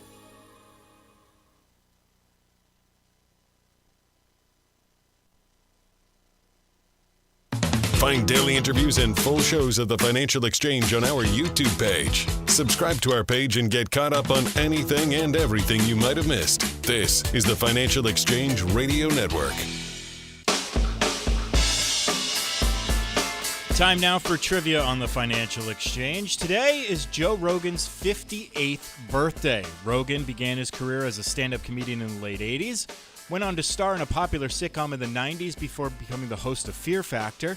In the 2000s, he became the UFC's top commentator, and since 2010, he has hosted the biggest podcast in the world. Today's question: what was the name of the 90s sitcom that starred Joe Rogan as a conspiracy theorist maintenance man? What was the name of the 90s sitcom that starred Joe Rogan as a conspiracy theorist maintenance man? Be the third person who texts us at 617-362-1385 with the correct answer, and you'll win a Financial Exchange Show t-shirt. The third correct response will be our winner. See the complete contest rules at financialexchangeshow.com. .com parallel leads to fear of what's next for this record-busting stock market. So look, Mike and I don't know what the market's going to do this afternoon. We don't know what it's going to do tomorrow, or for the next week, or next month, or next year, or next decade. Fair, right? We don't. But what I do know is, look, when a market makes all-time highs, if all you do is poo-poo and say, oh, this is only going to end badly, it's not a great way to go through life, quite honestly. Well, it's also not a great way to make go money. through life. It's also not, I mean, you could say this exact same thing for pretty much each of the last 3 years. Like, you can't be... And 2021. So can't, 4 out of the last 5. You can't be bearish at the lows and at the highs. Yeah. It's you kind of got to pick one. But let's acknowledge a few things. Forget about the concentration of, well, I mean, we can mention it, but the ratio of the S&P 500's tech companies to the index, it's the highest since it's been since the dot-com stage. Okay, I don't know if there's anything to that. I don't know if that matters. Let's talk about this, because this is like Sure. a big argument that's in this piece. Yep. Is, hey, right now you've got, tech as, just like the tech sector is 34% of the S&P 500, which is by the higher way, than it's ever been. Does not include Google. It does not include Facebook. I'm trying to think of other. Doesn't include Amazon. Doesn't include Amazon either. Yep. So those companies Or are Tesla. not tech companies, nor is Tesla. So it talks about that. It also talks about, like the concentration amongst like the top 10 companies is really high. Sure. There's a whole bunch in here. And here's the point that I'll make, because I don't know. Look, what if the outlier period is actually the periods where there's less concentration? Why do we think that those other periods are the norm? Quite honestly, if you move towards an economy that is more winner-take-all in a number of businesses with less antitrust oversight, which is generally kind of where we've been going, why wouldn't you expect big companies to become a larger piece of the market? I will say the pieces that seem scarier and more relevant to me is just the price you're paying for stocks generally. Which can be problematic. You look back at other times when we have seen valuations as high as they are now, and the only thing I'll say about it is that it's generally led to poor long-term, intermediate to long-term results after that point in time. But you could have said that in 2023, and we've had a couple of pretty darn good years in stock market performance here. And so it is an interesting question of how you approach a market like this that is at all-time highs or near them and is close to all-time highs in terms of valuations. And I think generally my answer would be you should factor that in for what you assume markets will do over the long term. But the other people, there are plenty of people who would say, Mike, you're wrong. It doesn't matter. The market has changed. We're on the cusp of a revolution when it comes to artificial intelligence. It's going to make everybody more productive, companies more profitable. And so the valuations are justified. And I don't know. That could be. I think the point would just be you need to approach any stock market with a set thesis and plan for how you're going to invest into it and what it's going to mean for you long term. And if you're struggling to adjust to that, especially with markets at all-time highs and how to invest into one like it, give the folks at Armstrong Advisory Group a call so we can work it through with your personal strategy, because it does need to be customized to each individual. The number is 800-393-4001. Again, that's the number for the Armstrong Advisory Group, 800-393-4001. The proceeding was paid for by Armstrong Advisory Group, a registered investment advisor. Nothing in the ad or in any Armstrong guide is specific financial, legal, or tax advice. Consult your own financial, tax, and estate planning advisors before making any investment decisions. Armstrong may contact you to offer investment advisory services. Taking a look at markets as we head towards the bottom of the hour, quite honestly, not too much worth taking a look at. The Dow is still off 143 points. The S&P is down 0.25 point, not 0.25%, but 0.25 point, which means it's effectively flat.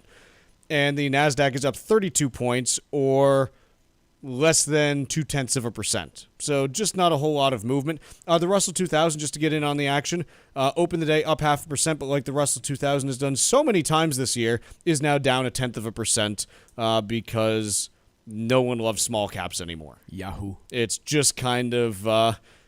It's just the trend that we keep on seeing. Overall, breadth in the market today, not particularly strong. 141 more companies in the S&P 500 down than up as of this very moment in time. So even though the index is flat, more components down than up at the moment. Quick break here.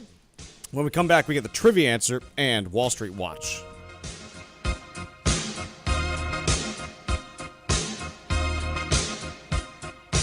Bringing the latest financial news straight to your radio every day. It's the Financial Exchange on the Financial Exchange Radio Network. A trust isn't just a document. It's a powerful tool that can help protect your assets from the nursing home and even reduce or eliminate estate taxes. Cushing & Dolan are leaders in elder law, estate planning, and asset protection. This month, they're offering a free guide called Demystifying the Top 7 Estate Planning Trusts. This guide breaks down the most common types of trusts, explains the pros and cons of each, and helps you understand which might be right for you and your family. Trusts come with different rules, benefits, and tax treatment, and choosing the wrong one could cost you. Learning the differences now can help you make smarter decisions for your future and your loved ones. Trusts are a critical part of any well-designed estate plan, but they can be complex. Don't guess your way through it. Get the facts first. Call Cushing & Dolan now at 866-848-5699 to request your free copy, or visit LegalExchangeShow.com. The proceeding was paid for, and the views expressed are solely those of Cushing & Dolan. Cushing & Dolan and/or Armstrong Advisory may contact you offering legal or investment services. Cushing & Dolan and Armstrong Advisory do not endorse each other and are not affiliated. The holidays are just around the corner, so now's the time to plan your winter escape. Trade in the cold for sunshine, sea breezes, and island vibes in the U.S. Virgin Islands, America's Caribbean paradise. Whether it's a romantic retreat, a family celebration, or a solo recharge before the new year, St. Croix, St. Thomas, and St. John offer the ultimate warm weather getaway. Lounge on sun-drenched beaches, explore vibrant culture, and celebrate the holidays island style. No passport, no hassle, just warm weather, clear blue water, and unforgettable memories. This is where the stress melts away and you find yourself naturally in rhythm with the heartbeat of the islands. Go to visitusvi.com and book your trip today. That's visitusvi.com. The U.S. Virgin Islands, America's Caribbean paradise. Your holiday escape starts here at visitusvi.com. Hey, listen, are you a 50-year-old person looking for term life insurance? Then you need to talk to Bob. Bob specializes in helping people find $1 million or more of term life insurance for a couple of $100 a month. Look, you need to know there's a price war in the term life insurance business, and you may be paying too much. Call Bob, and he'll shop and see how much money he can save you. Look, this could be the last term life insurance policy you ever have. Your rates are guaranteed for the next 20 years. That's right, guaranteed level rates for the next 20 years. And if you're a smoker or your health is not perfect, Bob has great rates for you too. So for $1 million of term life insurance coverage for for a couple of $100 a month. Call Bob right now. 800-965-7987. 800-965-7987. 800-965-7987. That's 800-965-7987. Paid for by Term Direct. Hi, this is Chuck and Mike from the Armstrong Advisory Group, and we've got a guide available this month titled Leaving a Lasting Legacy. Mike, one of the things that people have to navigate now is figuring out which accounts to leave to different beneficiaries. As an example, if someone has two children, one in a high tax bracket, one in a low tax bracket, how does that potentially impact who receives which assets? Well, let's call it out. First and foremost, most commonly, people just divide equally.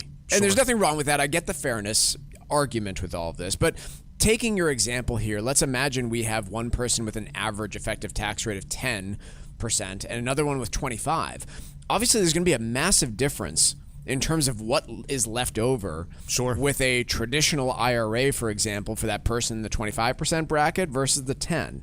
And so with the new rules over the last few years when it comes to requiring those accounts to be emptied over the course of 10 years in most cases, especially on the retirement account front, there's a lot of different stuff that can be looked at there. That doesn't even take into account things like non-retirement accounts, Chuck, right? Sure. So for those, you have a different set of rules that applies to those, generally pretty preferential tax treatment, and so you can be really intentional about how you leave the biggest legacy possible to your heirs as a whole. Folks, the guide is titled Leaving a Lasting Legacy. The way to request it is by calling 800-393-4001. Again, the guide is called Leaving a Lasting Legacy, and the way to request it is by calling 800-393-4001. The proceeding was paid for by Armstrong Advisory Group, a registered investment advisor. Nothing in the ad or in any Armstrong guide is specific financial, legal, or tax advice. Consult your own financial, tax, and estate planning advisors before making any investment decisions. Armstrong may contact you to offer investment advisory services.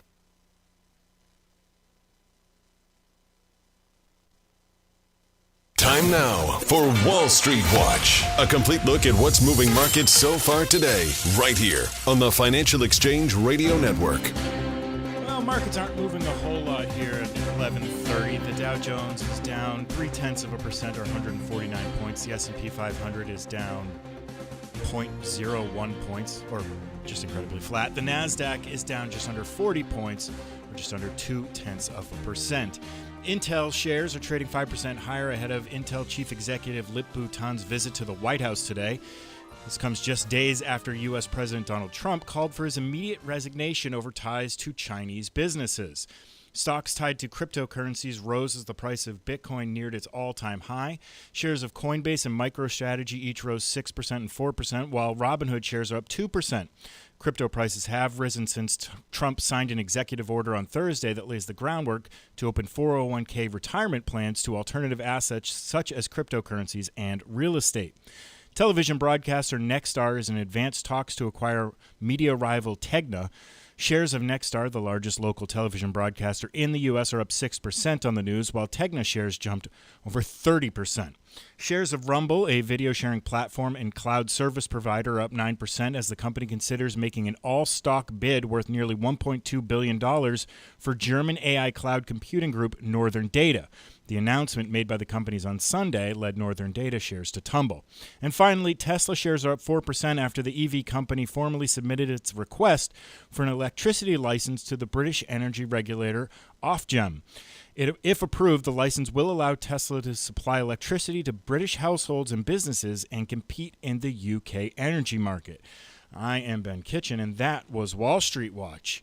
Today's trivia question was, what was the name of the 90s sitcom that starred Joe Rogan as a conspiracy theorist maintenance man?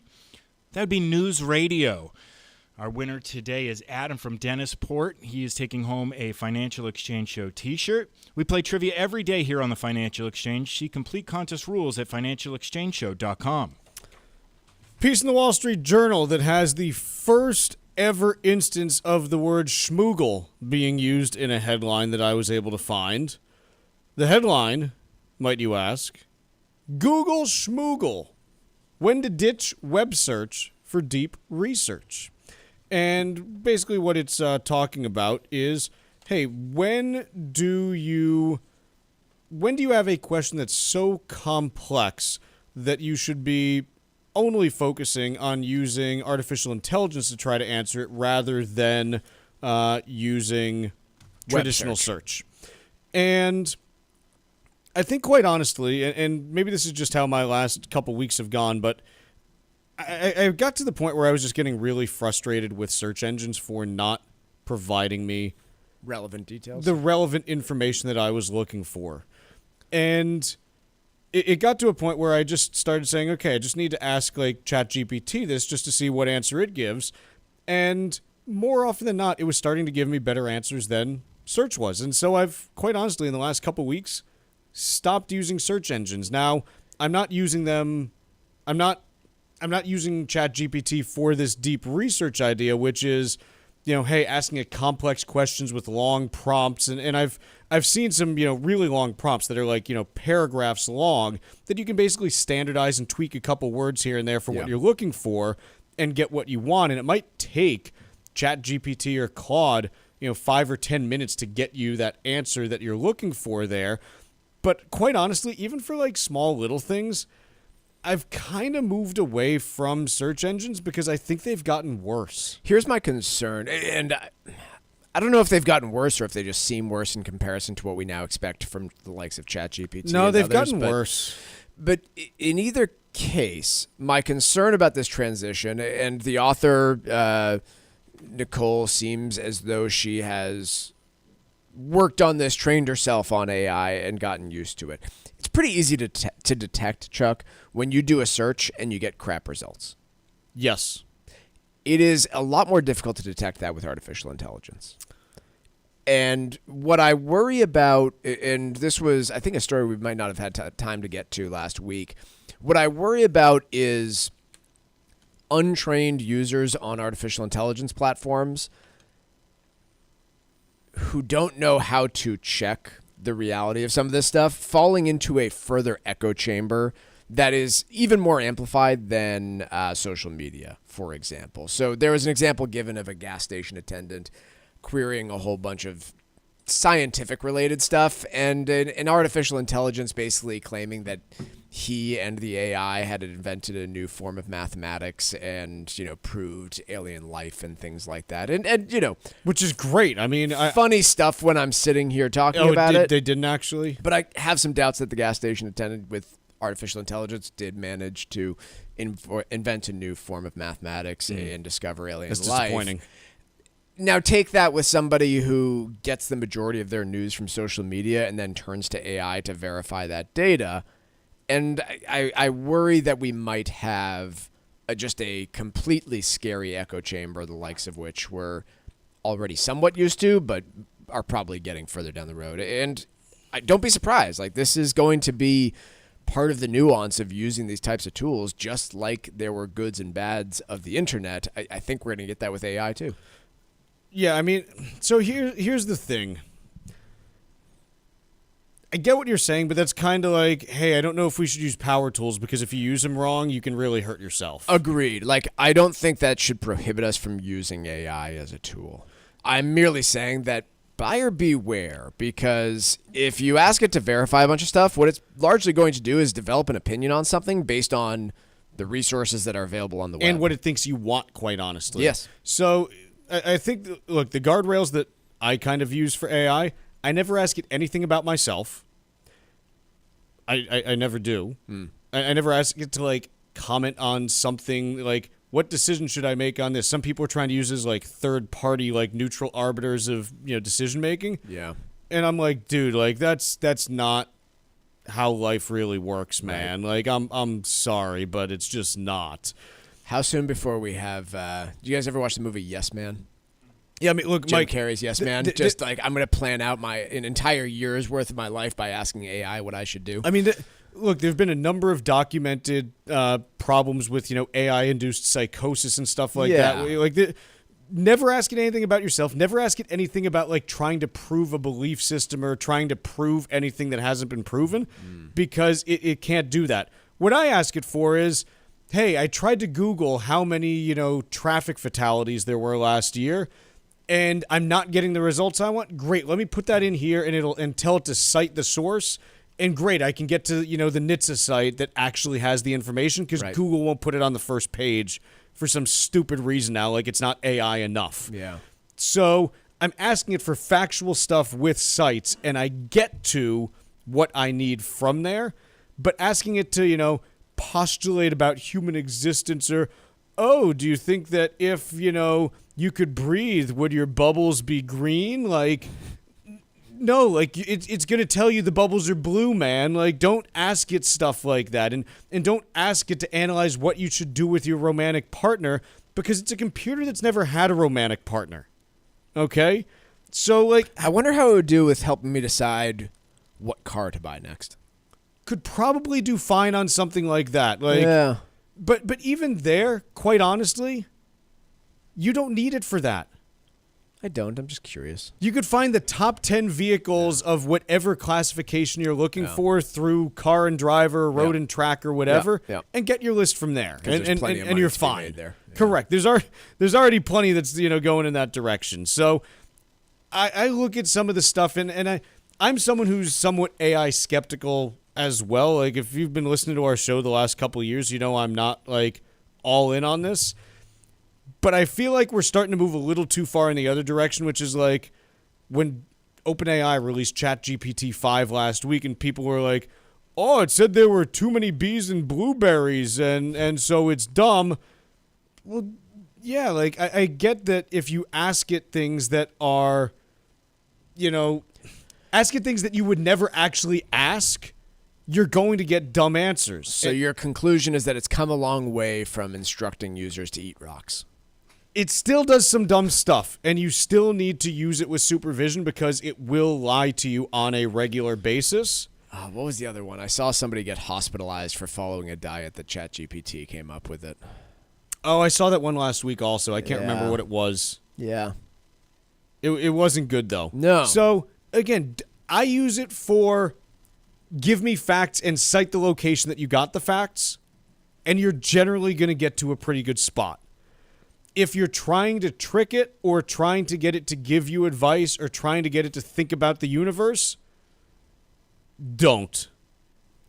A man consulted ChatGPT prior to changing his diet. 3 months later, after consistently sticking with the dietary change, he ended up in the emergency department. This is the guy who ate bromide instead of salt, right? For concerning new psychiatric symptoms, including paranoia and hallucinations. It turned out the 60-year-old had bromism, a syndrome brought out by chronic overexposure to the chemical compound bromide. Oh, I thought that's what you get from hanging out in a fraternity too much. You got bromism, man.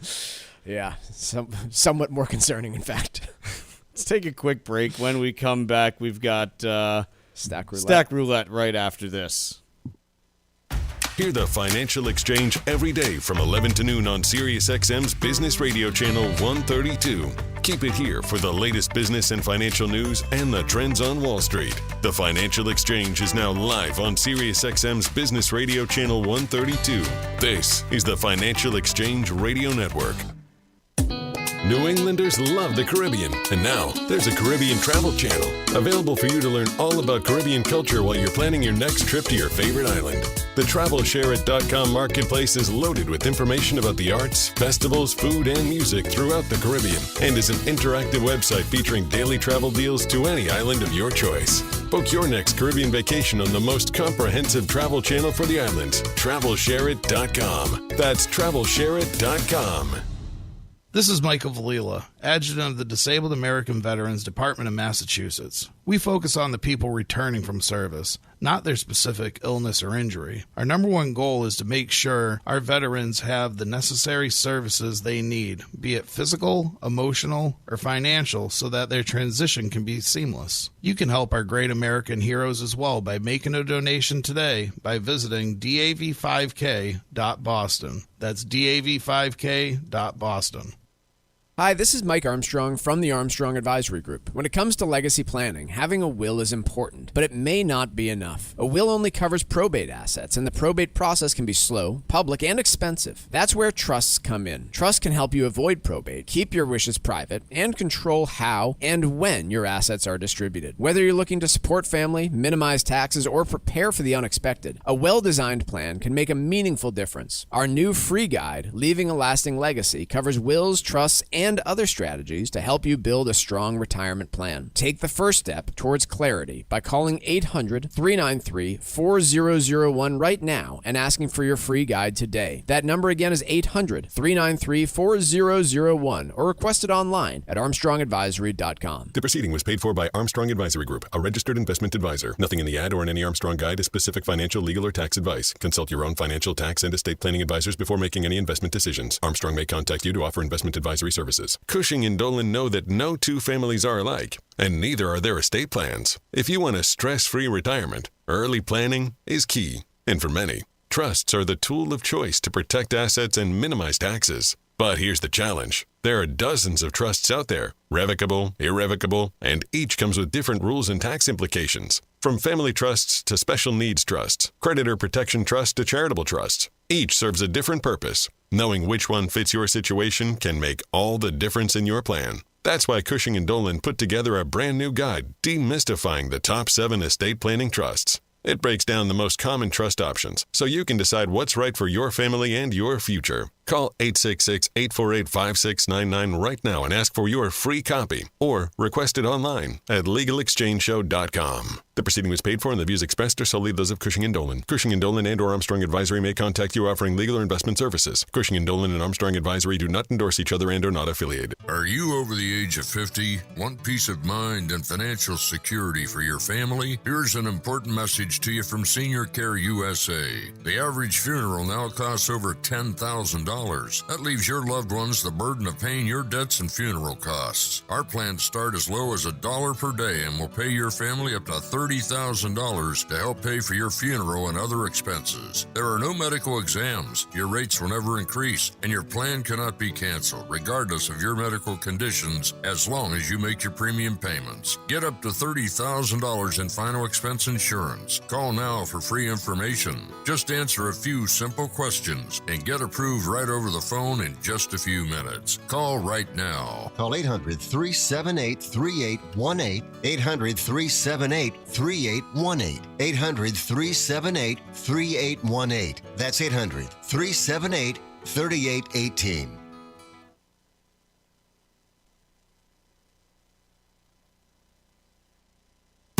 The Financial Exchange streams live on YouTube. Subscribe to our page and stay up to date on breaking business news all morning long. This is the Financial Exchange Radio Network.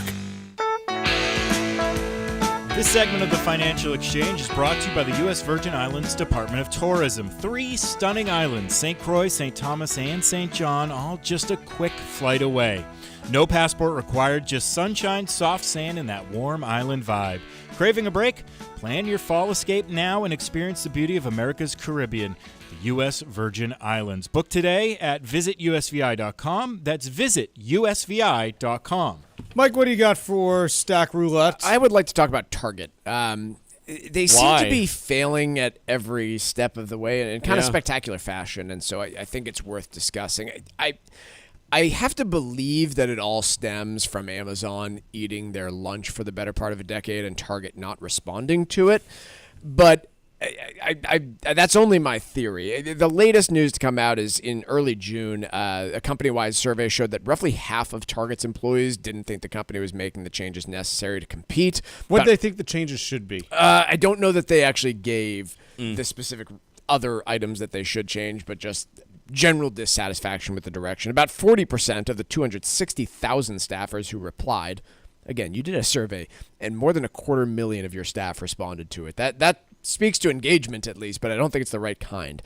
They said they didn't have confidence in the company's future. 40% of your 260,000 people that responded said, I don't have confidence in their future.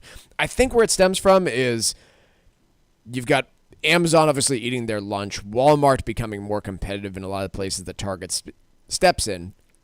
you have to compete, so you have to cut costs in some way, shape, or form while also trying to deliver a better product. And I think what's resulted is a store that's not as enjoyable to shop in as it used to be, with less friendly, underpaid staff than they used to have, and a brand that just doesn't really know where it lives anymore. So, again, at least that's what I hear from dedicated Target shoppers who used to love the place, and I think they've really very much lost their way, and I don't think that they are the best at anything now.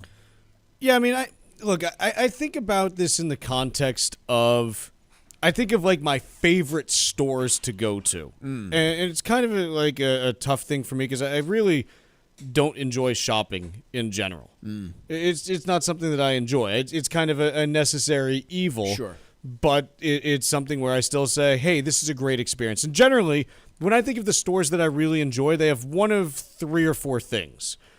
They either have great prices, great selection, or really knowledgeable people that can help me with something I need help on. Yeah, I think of some like my favorite places to go. Costco is one of them.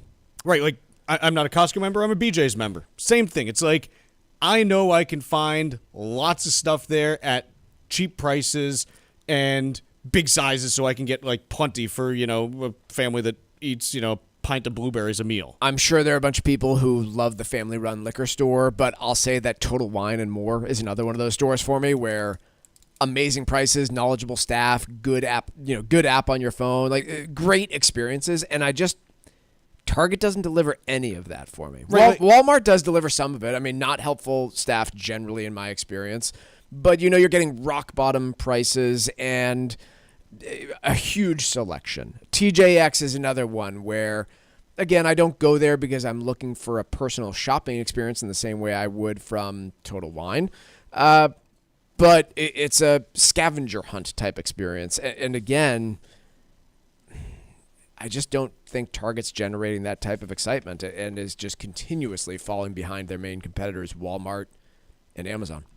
Yeah, I just what's the thing that's going to get you out of your seat to go to Target or even to buy it on Target.com instead of on Amazon? Yeah, it's kind of a tough one, to get there. I want to talk about this piece on pocket pancakes. What is a pocket pancake? I'm glad you asked. So I'm not really a baseball watcher these days. It's just I just don't have enough time in the day to watch 162 games. And honestly, if you're not watching most of the games, you're kind of missing the game within the game. There's a deep one for you. The Milwaukee Brewers. Apparently, their manager, Pat Murphy, was captured in an interview pulling a pancake out of a uniform pocket and then eating it and trying to share it with the reporter. A pancake. Okay. And pretty much he was talking about how, look, I'm, in the middle of a game, I have to, find ways to get food onto the field. I don't just want to, eat peanuts and Cracker Jacks. So I smuggled this pancake in my little uniform pocket. It's fine. I like it. It is what it is. It's not the snack that I would have chosen. It seems like it might absorb too much of the other stuff going on with my body. I might have preferred something with a wrapper. Well, the other question that you have, look, did you put syrup on that pancake before you put it in your pocket? And then dry it out in some meaningful way? Did the pocket do the drying? My wife did just come home from Costco with a bunch of pre-packaged mini pancakes, so that does exist. Maybe that's what he had going on. Maybe. So, in any case... If he cooked the pancake, though, and stuck it in his pocket... Well, I don't think he cooked anything. I think this was at the stadium, and it was probably part of the pregame spread. Okay. It's kind of the sense I don't really think the manager's cooking before the game, but that's just me. Your mileage may vary. In any case, the Brewers have announced that Murphy's Pocket Pancakes will be sold at American Family Field during Sunday games for the rest of the season. And so they're going to go with it and roll with it. Now, I do like it. The question is, how do you turn this into... Hopefully he doesn't get caught at a Coldplay concert. How do you turn this into something like during the game, though, where, hey, at this point in time, everyone reaches into their pocket and pulls out the pancake and, like, waves it at the batter or something? Yeah, seventh inning stretch. Yeah. The seventh inning pancake. Yeah. And then you've got the eighth inning waffle. And if you win the game... French toast sticks for everybody. French toast, baby. It says here he also does pizza. Pizza in the pocket. Cold pizza, he folds it in half like a sandwich and puts it in his pocket. like does he do it? calzone. There's so many better options for if you're trying to eat pizza on the fly. You could actually have a pizza pocket. You know, like, just thinking out loud here. Glad we went here. But in any case, if you have any foods that you'd like to stick in your pocket while you're watching sports, text us at 617-362-1385. We're going to take a quick break for the rest of the day. We'll see you tomorrow on The Financial Exchange.